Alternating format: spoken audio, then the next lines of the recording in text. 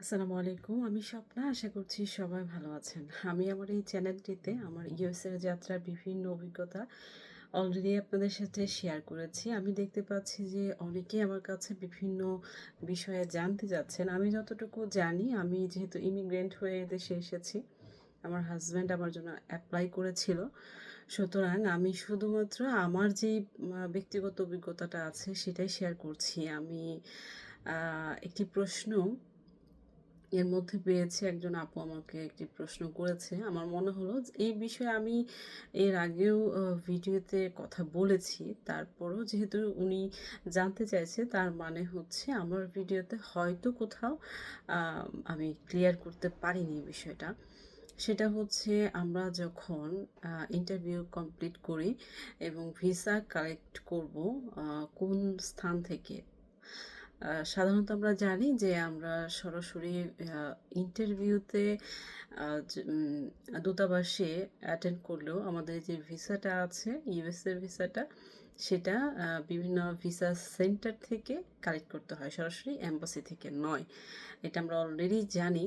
সেক্ষেত্রে আমাদের নিকটতম কোন সেন্টারটি আমার জন্য বা আপনার জন্য কাছাকাছি হয় বা আপনার জন্য কনভেনিয়েন্ট হয়, সেই জায়গাটা আপনি সিলেক্ট করে নিতে পারবেন। সেটা হচ্ছে, আমরা যে প্রোফাইল ক্রিয়েট করব, সেখান থেকে আপনাকে সিলেক্ট করতে হবে। আমি সেরকমই করেছিলাম। ইন্টারভিউ শেষে ওরা যে পেপারসটা দিয়ে দেয়, সেখানেও একটা নির্দেশনা দেয়া থাকে, লিঙ্ক থাকে। এর আগে আমি আমার ভিডিওটাতে শেয়ার করেছিলাম। আপু আমাকে জিজ্ঞেস করেছিলেন যে আমরা যখন ভিসা কালেক্ট করতে যাব, অর্থাৎ আমাদের ভিসা সহ পাসপোর্টটা যখন কালেক্ট করতে যাব, তখন কি ডকুমেন্টস নিয়ে যেতে হবে। আমি সবসময় একটা কথা বলি, আমার বিভিন্ন ভিডিওতে আমি বলেছি, যেটা হচ্ছে যে আমি আপনাদের সবসময় বলবো যে আপনাকে ইউএস এম্বাসি থেকে যেই নির্দেশনাটা মেইলের মাধ্যমে দেওয়া হবে, আপনি সেই নির্দেশনাটাই অনুসরণ করবেন। কারণ কোনো ধরনের আপডেট যদি তারা করে থাকে কোনো সিস্টেমে, সেক্ষেত্রে ইউটিউবে দেখে আপনি জেনেছেন, সেই অনুযায়ী আপনি কাজটা করবেন, সেটা একেবারেই ঠিক নয়। আমি সবসময়ই বলি যে আপনি অবশ্যই আপনাকে দেওয়া নির্দেশনাটা অনুসরণ করবেন। এটা আমার পরামর্শ থাকবে। এক্ষেত্রে আমি যে নির্দেশনাটা পেয়েছিলাম, আমি শুধু আমারটা শেয়ার করছি। সেটা হচ্ছে, আ যখন আমার ভিসাটা রেডি হয়, আমি মেইল পাই বিএফএস গ্লোবাল আ সেন্টার, যেটা গুলশান ২ এ আছে। সেখানে আমি আমার ভিসাটা পিক আপ করার জন্য সিলেক্ট করেছিলাম। সুতরাং আমি অ্যাড্রেস সহ একটা মেইল পাই। এখান থেকে আপনার ভিসাটা কালেক্ট করতে হবে এবং ১৫ দিনের মধ্যে আপনাকে কালেক্ট করতে হবে। যদি আপনি ১৫ দিনের মধ্যে কালেক্ট না করেন, তাহলে আপনার ভিসাটা পাসপোর্ট সহ দূতাবাসে আবারও তারা পাঠিয়ে দিবে। এখানে একটা বিষয়। আরেকটা বিষয় হচ্ছে যে আমি কি নিয়ে যাব? ওই আপুটাও সেই প্রশ্নই করেছিলেন আমাকে। আমার ওই মেইলটাতেই উল্লেখ করা ছিল যে আমি কি নিয়ে যাব। আমি আশা করি যে আপনাকেও এরকম একটি মেইল দেয়া হবে। কি ডকুমেন্টস আপনাকে নিয়ে যেতে হবে? ভ্যালিড একটি আইডি কার্ড। সেটা আপনার পাসপোর্টের কপি হতে পারে, আপনার ভোটার আইডি কার্ড যেটি আছে সেটা হতে পারে, এবং ড্রাইভিং লাইসেন্স। এই ৩ টা অপশনই আমার মেইলে উল্লেখ করা ছিল। আমি আমার যেই পাসপোর্টটা জমা দিয়েছি, সেটার একটা কপি অলরেডি আমার কাছে ছিল, সেটা আমি নিয়ে গিয়েছিলাম। এবং আমার যে ভোটার আইডি কার্ডটা আছে, সেটা অরিজিনালটা নিয়ে গিয়েছিলাম। প্লাস আমি একটা ফটোকপিও নিয়ে গিয়েছিলাম। যদি তাদের প্রয়োজন হয়, আমি যাতে দিতে পারি।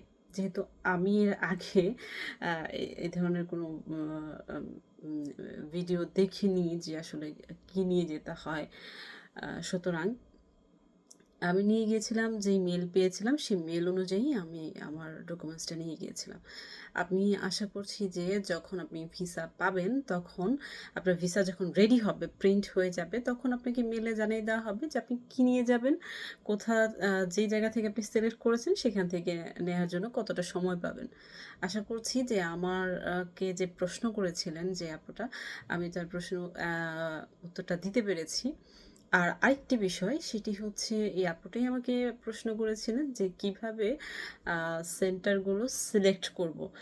আমি বলব যে আপনার যদি কোনো ধরনের সমস্যা হয় প্রোফাইল ক্রিয়েট করার পর অথবা প্রোফাইল ক্রিয়েট করার সময় অথবা আপনি কোন সেন্টার সিলেক্ট করবেন সেই ধরনের বিষয় বুঝতে পারছেন না, অথবা আপনার প্রোফাইল ক্রিয়েটের পর সিস্টেমটা ওইভাবে কাজ করছে না, এই ধরনের যাবতীয় সমস্যার জন্য আমাদের ইউএস দূতাবাসের একটি কল সেন্টার আছে, যেখানে আপনি বাংলায় কথা বলতে পারবেন, ইংলিশে কথা বলতে পারবেন, ২ টা ভাষাই অ্যাভেলেবেল আছে।